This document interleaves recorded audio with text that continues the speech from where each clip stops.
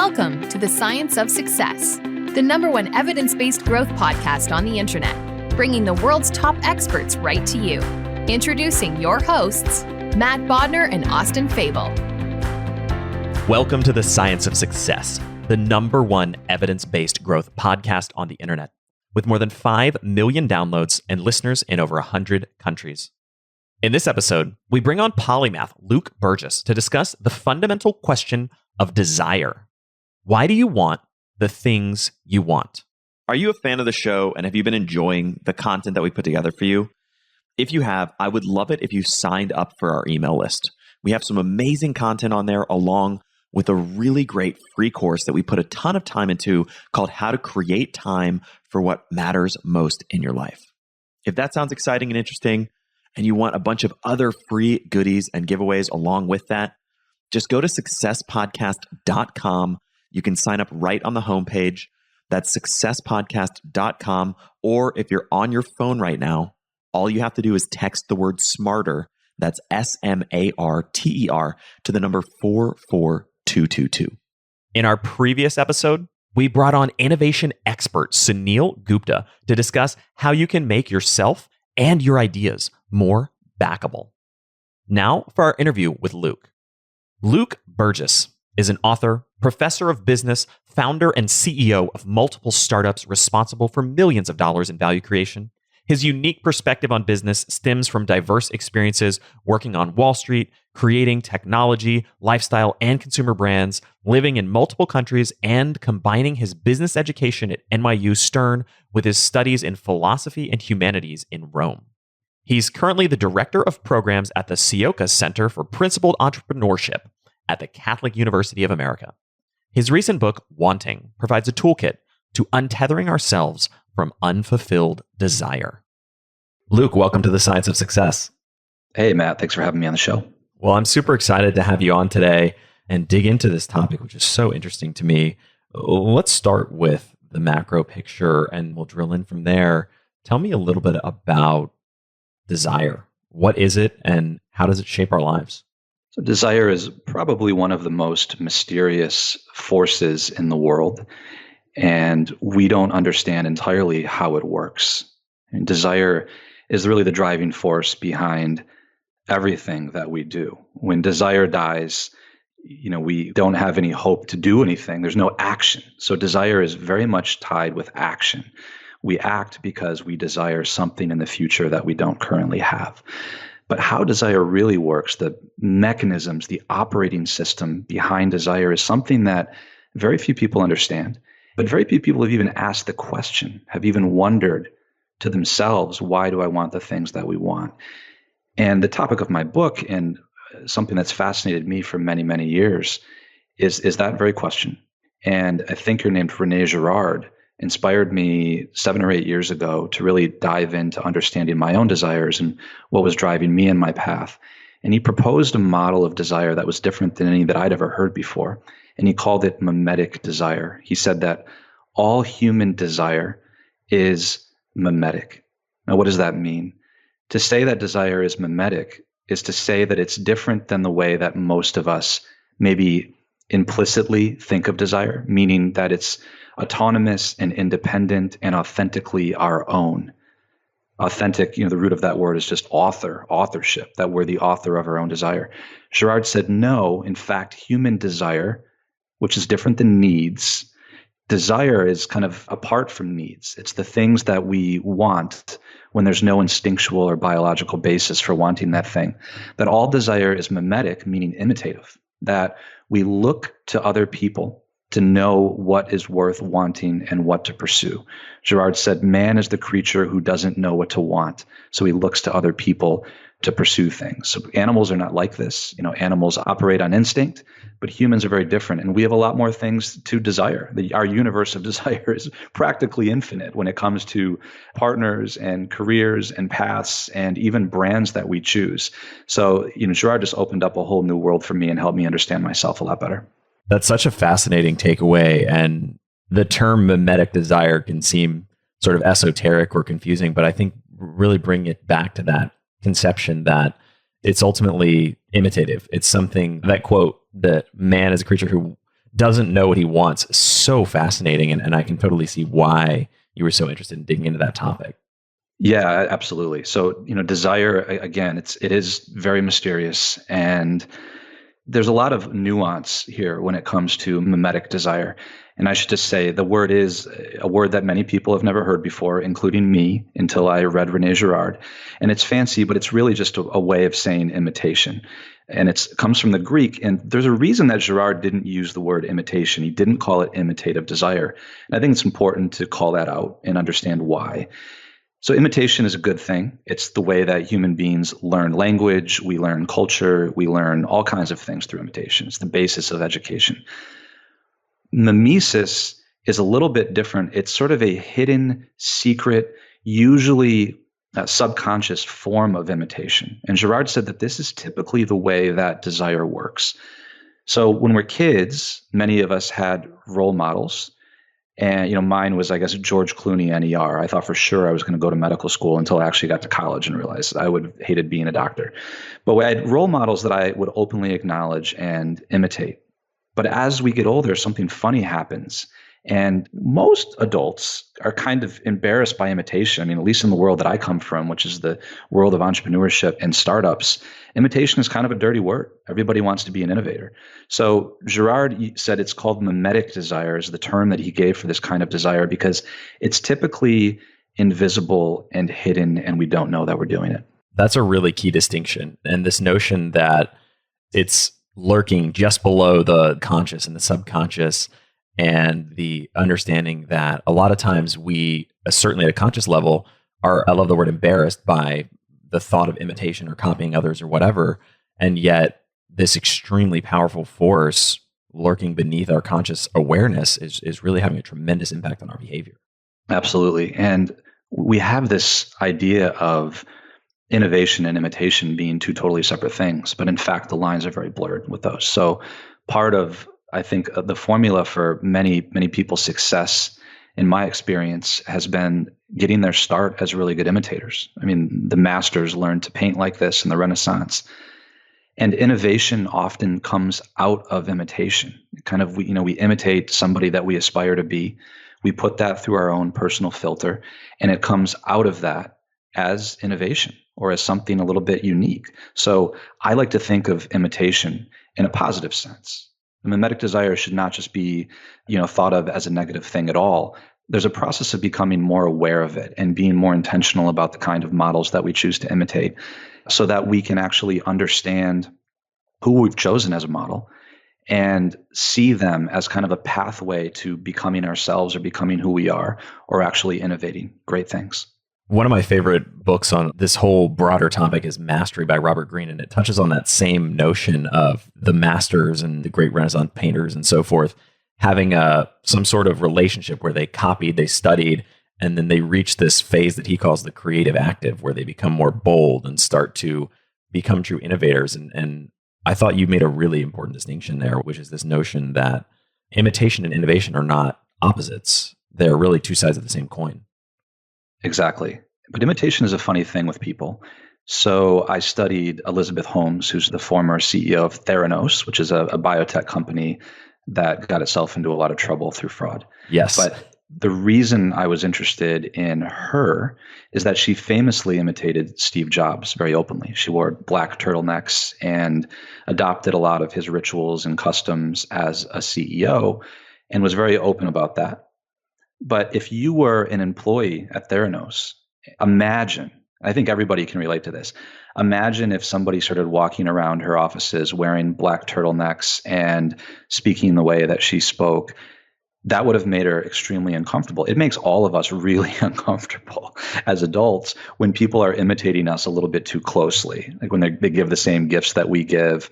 We don't like that. We don't like that at all. And part of the way to understand this distinction between the kind of imitation that is uncomfortable for us or, ticks us off, or the kind that we're more open to, is the distinction between people that are far away from us, that we have no possibility into coming into contact with. So this would be, Michael Jordan or Elon Musk for me.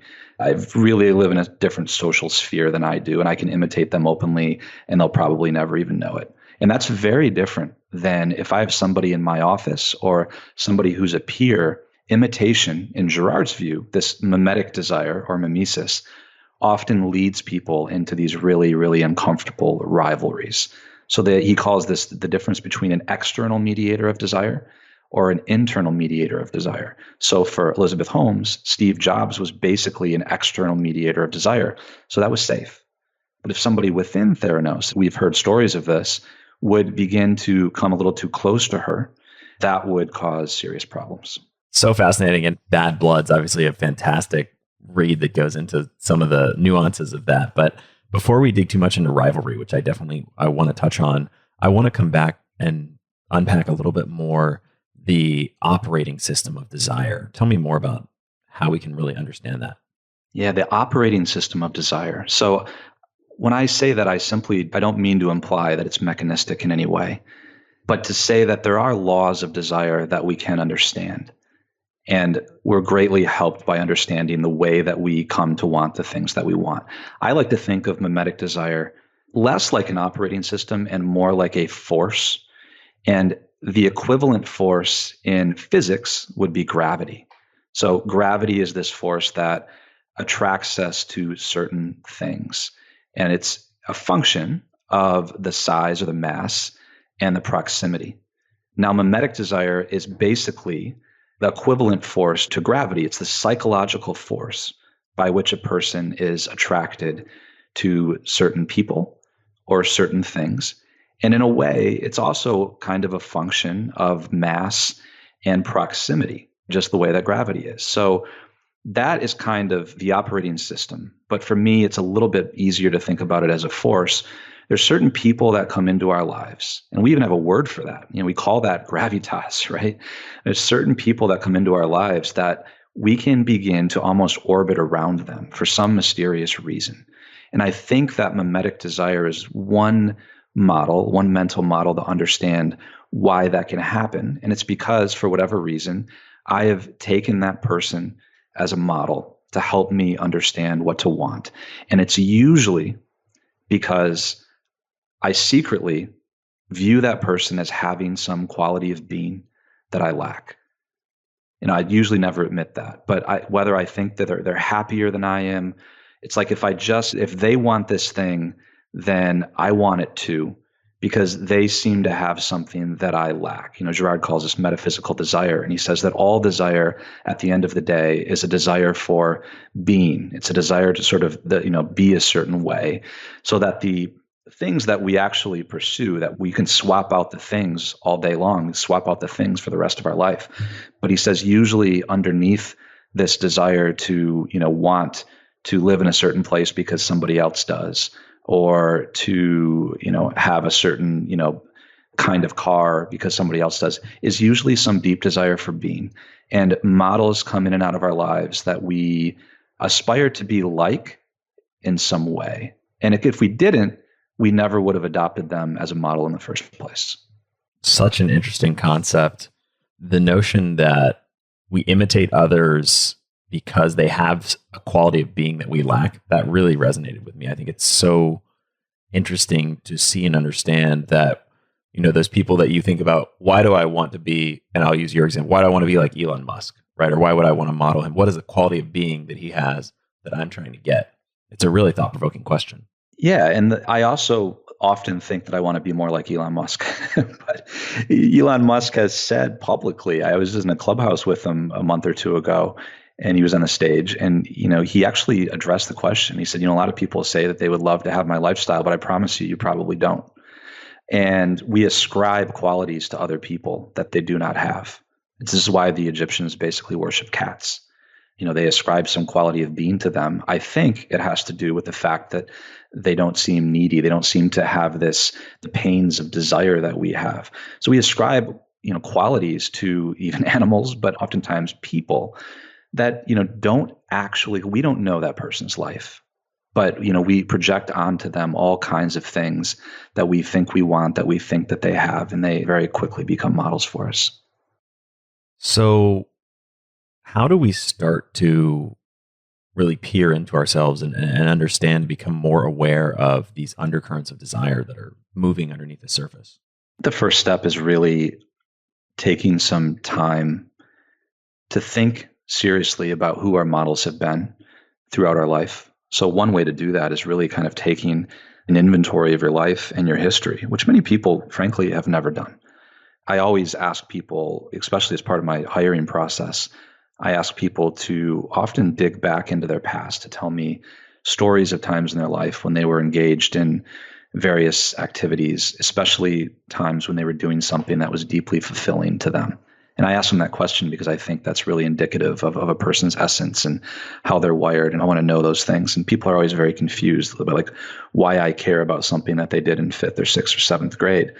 But it's really important to me because that's a clue to some kind of a pattern of desire or design. And there's a process through which we can go back through our lives and begin to think about who your models were from as early as you can remember, how they've changed, how they've evolved. Then, get up to the present and think very seriously about who they are today.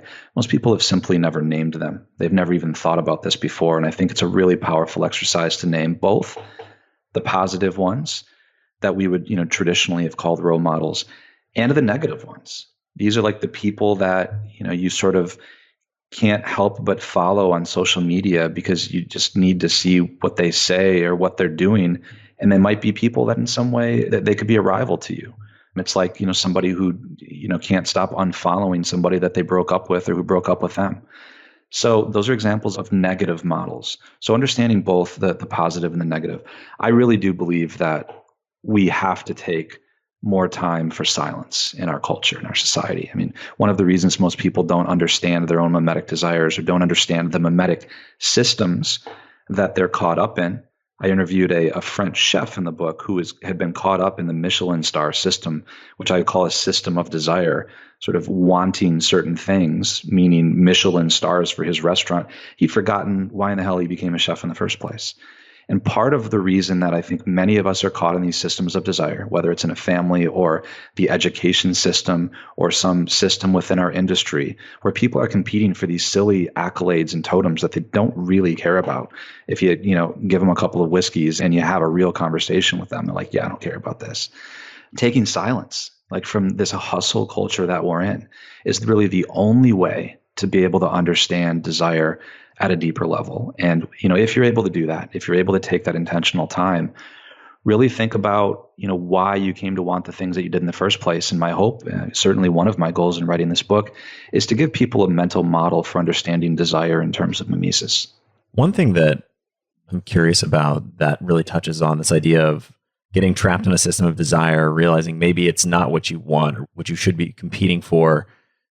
Do you think that, or I'd be curious what your perspective would be for somebody whose response to that as well, I don't want to give up my edge. I don't want to lose my edge by getting out of that system. My response to that would be, where does that ever end? Because there is no end, really. There's no end to that. I thought the same thing when I was an entrepreneur. So in Silicon Valley, I'd started a couple of companies and was very much caught up in a system of desire that caused me to pursue accolades and certain, venture capitalist and entrepreneur status games, which are rampant in that world. And I'd become miserable with my own company. I didn't even like going into my office every day. And this is the company that I had founded. Super strange sensation to feel that. This is around the time when, I was introduced to Girard and began to dig a little bit deeper into these questions. And it really took something happening to me to really kind of shake me out of that funk, that constant striving of like, I don't want to lose my edge. What will happen to me if I, am not up at 5 a.m. every day and, staying up until midnight? What will happen to me? Will I fall behind? Will I get behind? And I would have continued down that path and probably just run myself straight into the ground. I've not had really just something that I would have never asked for or brought on myself, which is really a blown up business deal, which, put my company under extreme stress. I talk about that story specifically in the book. It had to do with business deal with Zappos and with Tony Hsieh that didn't quite work out the way that I wanted it to. And it forced me to take some time away. And I realized that all of those fears that I had about getting behind or losing my edge were unfounded. I mean, in fact, the time that I was away allowed me to understand who in the hell I was for the first time, and to be able to do the introspection necessary to understand what it was that I wanted to do next, rather than just constantly just trying to come up for breaths whenever I could. It gave me the time to sink down and be more intentional about the next steps in my life. So I would just caution everybody to believe in the reality of that feeling that you have when you think that you would get behind by taking that time. A corollary of that I'm very curious about is, I think I can understand how to do the work of figuring out why a certain person is your role model, or why you want that quality of being that they have.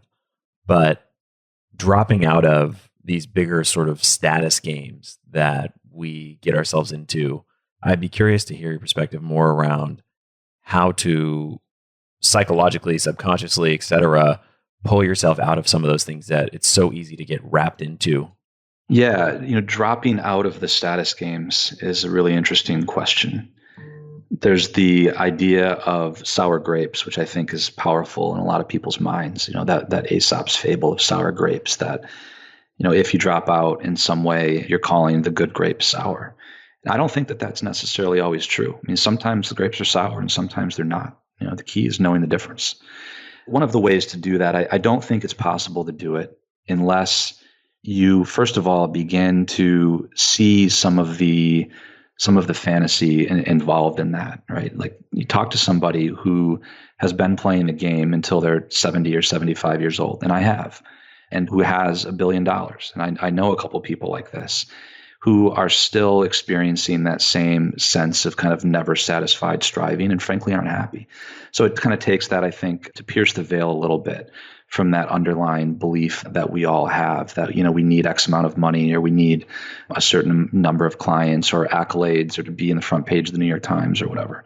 So that's part of it, because I think the journey is hard to take if you have bought fully into this belief that of that metaphysical desire of like getting this thing that this person has will make you happy or successful or whatever. You'll probably never think of yourself as successful. And that's one of the paradoxes of entrepreneurship, is that I know a lot of successful entrepreneurs. I know probably a dozen entrepreneurs that have founded $1 billion companies, and I know them pretty well. And none of them really think of themselves as having achieved anywhere near what they want to achieve. Some of them are pretty unhappy. We saw the case of Tony Hsieh, who was a good friend of mine, who, was clearly just in a lot of pain. Part of it, that the next step is really, I think, creating some space for yourself, creating boundaries with unhealthy models. So if you're, and I'm using the example of Silicon Valley here because that's the world that I came from. I think a lot of people are doing what I'm about to describe, and that's creating some space and some distance. I think it's very hard to even begin to have a different mindset when you're completely immersed in the fishbowl with everybody else. Really hard to do that. I think it's part of the reason. There are complex or many reasons why people are like moving to different places. But creating some physical space, literally going into the desert, going to the mountains, whatever you need to do to create that space. And obviously, today there's physical space, but there's also technological space. There's existential space. So we're all kind of thrust into the same fishbowl on social media. It was hard to get away. You could move to the middle of Montana and still feel like you're every bit as immersed in that culture. So taking some steps to create some boundaries there, to give yourself some time. And maybe for you, you start with a few days or a week. For me, I started with a few months. So it's going to be different from everybody. I don't think that there's a formula, but I do think that it's important to create space. And when I say space, I really mean social and existential space to do that work. And then maybe finding some new models, like some healthier models that transcend that framework that you used to have, that exist outside of that.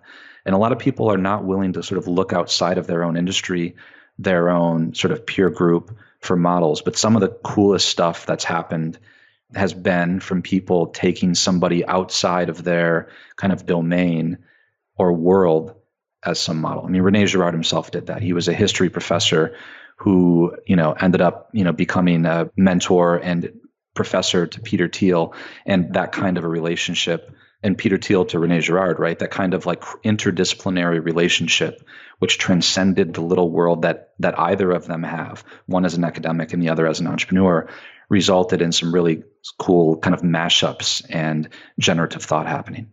It's so interesting. And this is a theme that I feel like there's a lot of insights you can really pull out of.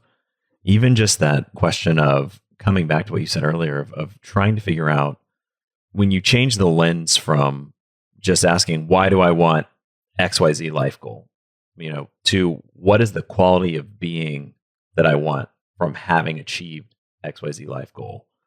It really shifts the focus dramatically in terms of trying to figure out what you're really seeking, what you're really looking for.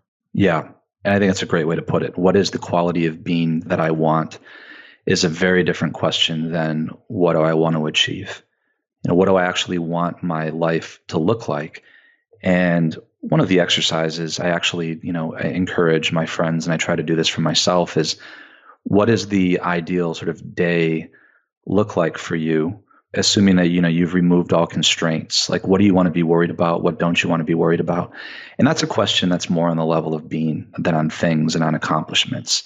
Because if we sort of remove that, assuming you don't even have to work, right? Like, what would you just want to be doing? Not a lot of people really take the time to do that. And, as we get older, we have this beautiful ability to be intentional and to ask those kinds of questions. I mean, babies are the most imitative creatures in the world. They imitate all the time, and they can't really help it. It's just the way that they learn and develop. And there's been fascinating research that's been done on that. But then we get to a certain point in our development, whether it's probably around, the time that we are adolescents and we're in high school, and we are imitating probably every bit as much as those infants are imitating, who, by the way, are such powerful imitators that the way that they cry the moment they leave the womb is a reflection of the tonality of their mother's voice in the final trimester of pregnancy. They're already imitating when they're in the womb. So that just shows you how pervasive and how deep-seated this behavior is in human beings. And it doesn't just go away when we reach a certain age. I mean, sure, we have agency and intentionality, but we're often imitating ferociously when we're in high school. We're trying to differentiate ourselves from other people. And for a lot of people, this can continue into middle age and even into old age if they don't sort of take a step back and ask in an intentional way what it is they want, why they pursued the things that they pursued. Just kind of take it for granted. And, sadly, some people find themselves when they're in their 40s or 50s for the very first time taking that step back. And then maybe they've spent 15 or 20 years of their life, going down a road that may have been a little more dominated by mimetic desire than they would have liked. I want to come back to we've touched on this a little bit, but some of the concept of some of the negative models, rivalry, and how that all fits together and ties into this as well. Sure. So the rivalry part of all of this is really, it's a fundamental part of mimetic theory. So Rene Girard formed a theory of mimetic desire, which starts with the idea that, humans imitate other humans. And then he plays out the consequences of that. And the consequences of that are complex and fascinating. He goes from mimetic desire all the way to the formation of culture and the root of violence. So it's a complex theory. But the heart of it is mimetic desire. So it's the most important concept in mimetic theory to understand. And Girard views the root of human violence. It's a highly contrarian sort of view that the root of human violence is, in fact, mimetic desire. That people don't fight over their differences, as we commonly assume, but they fight because through mimetic desire, they come to want the same things. Because think about it, if desire is mimetic, this is very logical. We come to desire the same thing that another person wants. Now, that could be a superficial thing like a boyfriend or a girlfriend or a job. Or it could be something a little more abstract like power. Political parties fighting for power. They're in a mimetic rivalry for power. They both want the same thing. And in fact, the more that the other side wants it, the more that they want it. And that's kind of what a mimetic rivalry is all about. So Girard said that mimetic desire, when it is not noticed, when it's unrecognized, sort of very naturally, in this natural progression, leads people into rivalry. Now, this can really only happen in that circumstance of an internal mediator of desire. So an external mediator of desire, like me and Elon Musk, we can't really become rivals. There's no way that Elon Musk cares about competing with me. Much as I compete with him, I'm probably not going to get his attention unless I happen to build a $100 billion company over the next 10 years or something like that. And then maybe we've went from being external, mediators to being internal ones, because now we're kind of in the same world. But Girard says that this phenomenon of rivalry happens in that circumstance of internal mediation. It's what I call in the book the world of freshmanistan.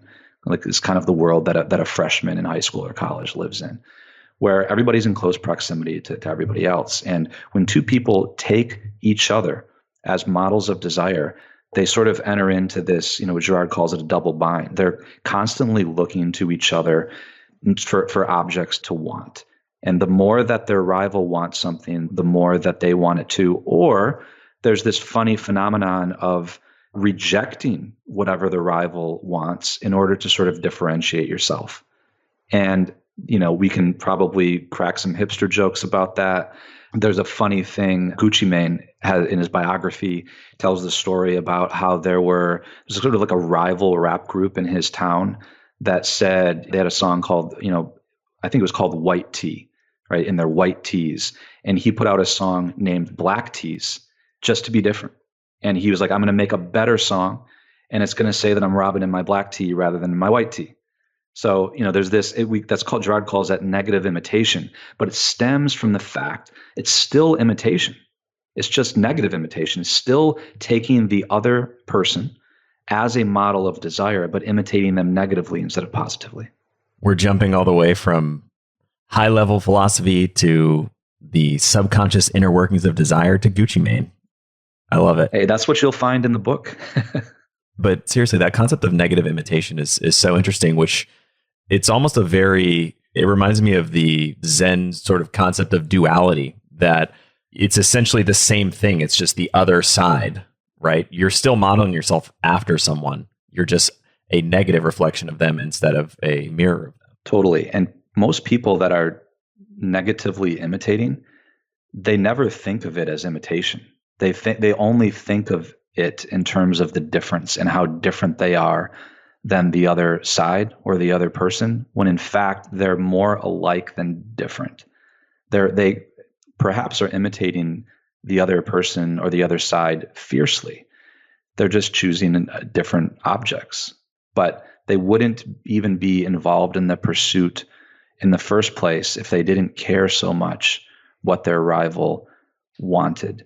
That is a really, really important thing to understand. Like, we become like our enemies. So I don't really know who's the first person to say this, but somebody said, choose your enemies wisely because you become like them. And when we have a mimetic rival and when we're kind of caught up in this game with somebody that we've taken as a model of desire, we become more like them, not more different. Even if on a superficial level, we can say, he's wearing a white tee, I'm wearing a black tee, or this party does this and our party does that. We are, in fact, imitating each other at some deep level, and it just happens to manifest itself with kind of superficial differences that we can point to. And how do we, I'm sure it harkens back to some of the ideas we've talked about, but how do we start to disengage from that double bind? The disengagement starts with recognition. Because at the end of the day, there is an element, and this is an old-fashioned word that some people associate with the Middle Ages, the Dark Ages, which are not actually dark. That's another story. The word is renunciation at some level. There are certain desires that we have to renounce, and we can't renounce that which we're not aware of. So there's a connection between awareness and renunciation. Just having the ability to recognize that some desires are bad and some desires are good. Not everybody believes that. I do believe that. I know that there are some desires that I have, which if taken to the end, will lead me to misery. And you can do a simple future authoring exercise with your desires, which is a powerful exercise to do. I want a few glasses of wine tonight to relax. Well, what will happen if I do that every single night? I have this desire, but if I take that to the end, what does that desire become? Well, it could become that I decimate my internal organs and I'm miserable and I can't work well. So I have a fundamental belief that there are good desires and that there are bad desires. And some desires that I have not really intentionally chosen, but they might lead me to a place that I don't want to go. And when I recognize that I desire something that is ultimately not good for me or good for other people, there's just no other way to deal with that other than transforming it through some form of renunciation, through, denying myself and doing that hard work. People know this when it comes to fitness. They know this when it comes to nutrition. But most people are not aware of that. That same principle applies to other things like rivalry. Like, I'm caught up in this rivalry with this other person. I'm going to deny myself, kind of the little short-term pleasure that I get from looking at their Instagram or their Twitter or hate watching this show or whatever it is. And you know what?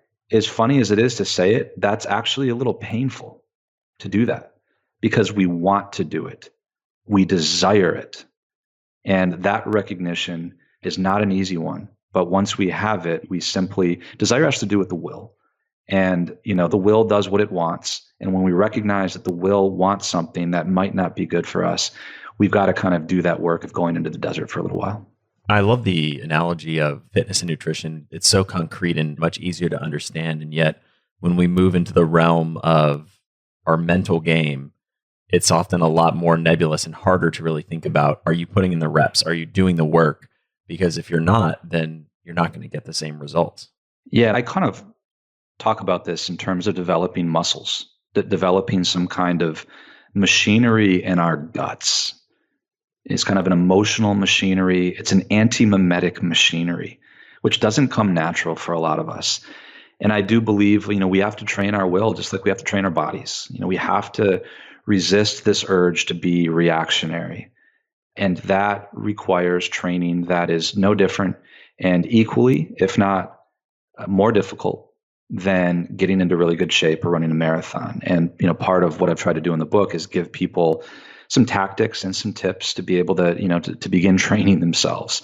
It's not a quick fix. It's a long-term process, but eventually it's meant to lead to a certain level of freedom from some of the more destructive manifestations of mimetic desire and rivalry.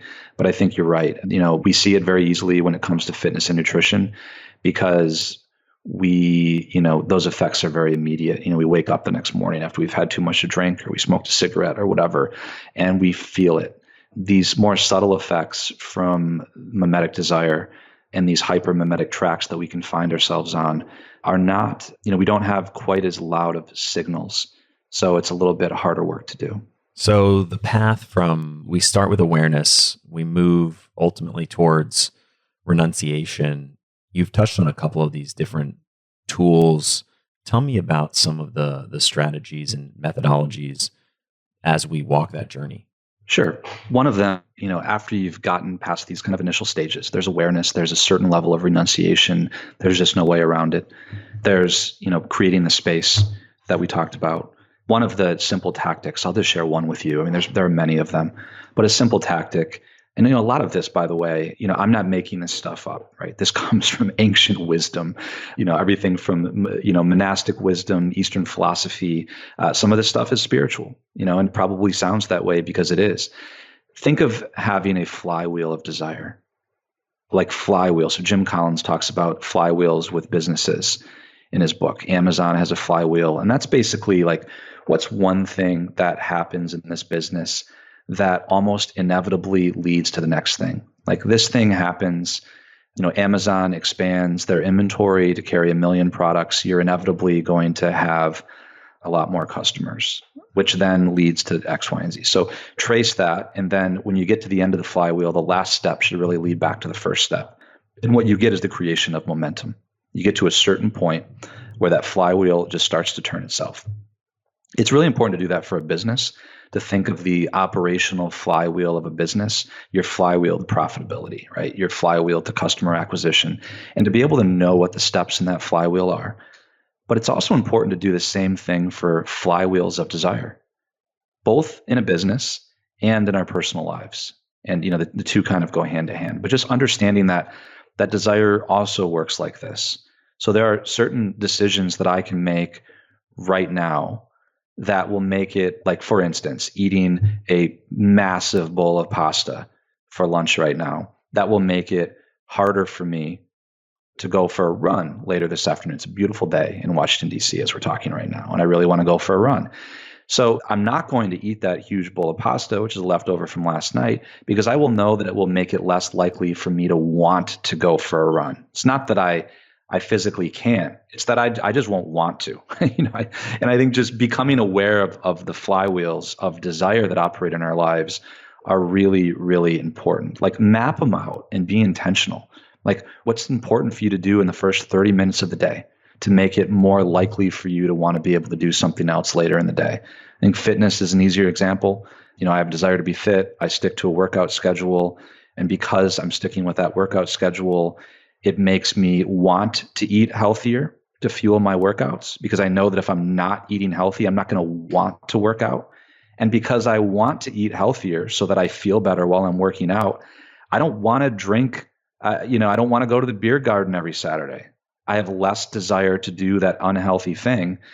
And it all kind of fuels back into this desire that I have to feel good, to go for great runs, and to work out, to feel better. And I've set myself up. So it's like a virtuous cycle. So that desire that I have and that little foretaste I get of how good it feels to kind of be in that cycle makes me desire the negative things even less. And you can take this and really kind of transpose this to your own life for whatever it is that you want to do, whether it's your business, your career, your fitness, your relationship. Really think intentionally about what that flywheel looks like, and understand that you can't just wake up tomorrow morning and want whatever you want or want anything.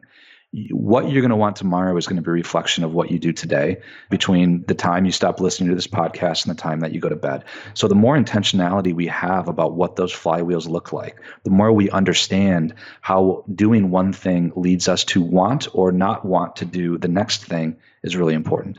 Such a great insight in the notion of creating these flywheels or positive feedback loops where good habits build on good habits, and you start to really transform yourself and your perception of yourself and really your identity over time can be really transformational. Yeah, and I would encourage everybody to actually, so it's not so nebulous, to actually just take a piece of paper and to draw it out like a circle with arrows. Here's the way that this thing works in my life. And maybe, you start out with a negative one. You know what those are if you have the negative cycles, the negative loops that you're caught in, and then you just do the same thing for the positive stuff. So that may dovetail well into my next question, which was we've talked about some really fascinating things today. If there was one action item or one step for somebody who's listening to this conversation to take as soon as they're done listening to start to put this into practice, what would that action step be? There's a few. I think about this to make it really concrete and really real. Ask yourself, what's the single most important thing that I can do right now to set myself up to want to do the things that I want to do tomorrow morning? This is something that you can do in the 15 minutes after you finish listening to us talk right here.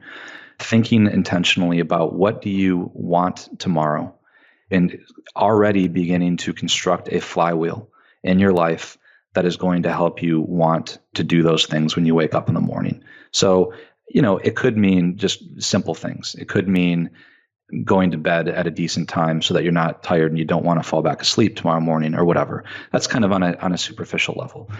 You can take that a step further and think seriously about, well, what's going to give you the inspiration that you need? What are the positive models of desire?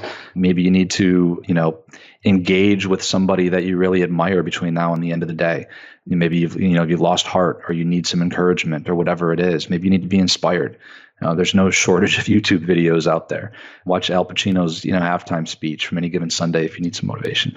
And just putting yourself in a position to, in thinking of desire as somewhat path dependent.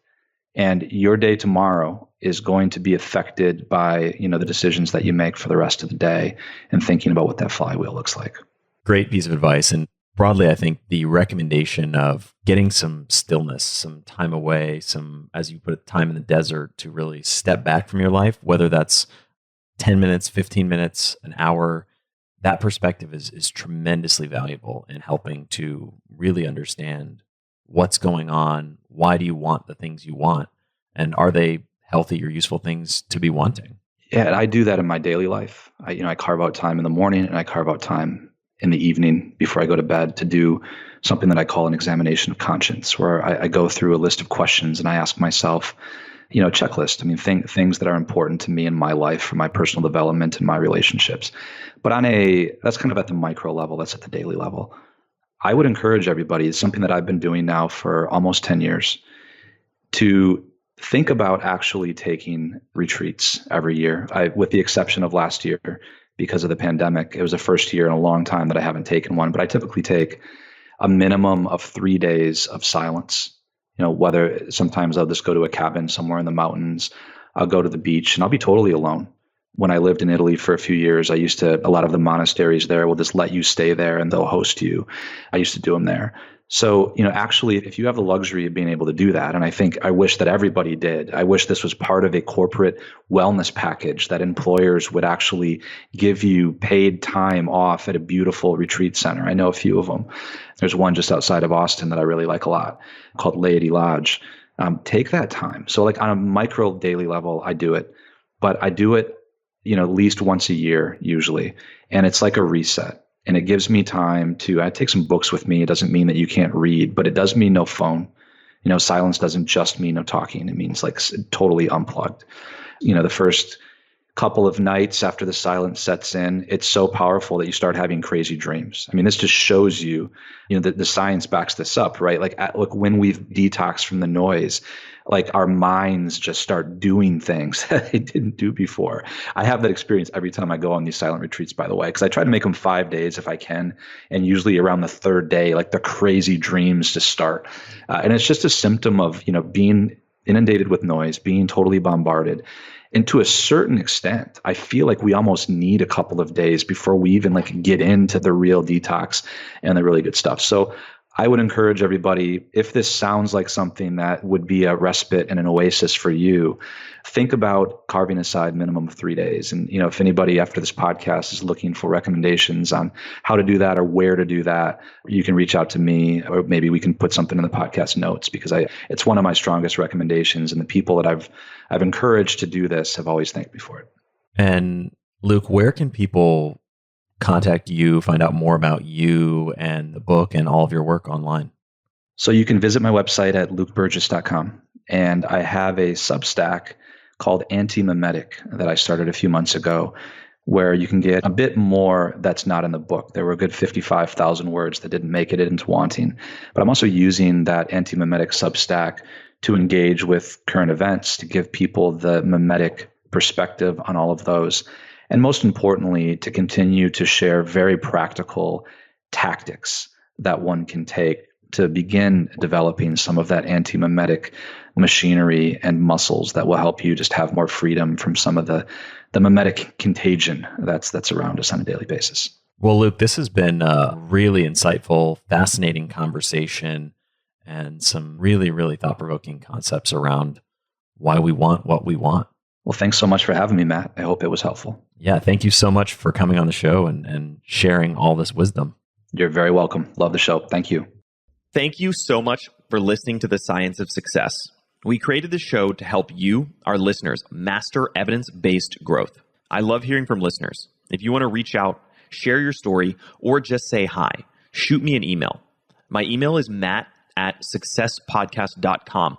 That's matt@successpodcast.com. I'd love to hear from you, and I read and respond to every single listener email. I'm going to give you 3 reasons why you should sign up for our email list today by going to successpodcast.com, signing up right on the homepage. There's some incredible stuff that's only available to those on the email list, so be sure to sign up, including an exclusive curated weekly email from us called Mindset Monday, which is short, simple, filled with articles, stories, things that we found interesting and fascinating in the world of evidence-based growth in the last week. Next, you're getting an exclusive chance to shape the show, including voting on guests, submitting your own personal questions that we'll ask guests on air, and much more. Lastly, you're going to get a free guide we created based on listener demand, our most popular guide, which is called How to Organize and Remember Everything. You can get it completely for free, along with another surprise bonus guide by signing up and joining the email list today. Again, you can do that at successpodcast.com, sign up right at the homepage, or if you're on the go, just text the word SMARTER, SMARTER, to the number 44222. Remember, the greatest compliment you can give us is a referral to a friend, either live or online. If you enjoyed this episode, please leave us an awesome review and subscribe on iTunes, because that helps boost the algorithm, that helps us move up the iTunes rankings and helps more people discover the science of success. Don't forget, if you want to get all the incredible information we talk about in the show, links, transcripts, everything we discuss, and much more, be sure to check out our show notes. You can get those at successpodcast.com. Just hit the show notes button right at the top. Thanks again, and we'll see you on the next episode of The Science of Success.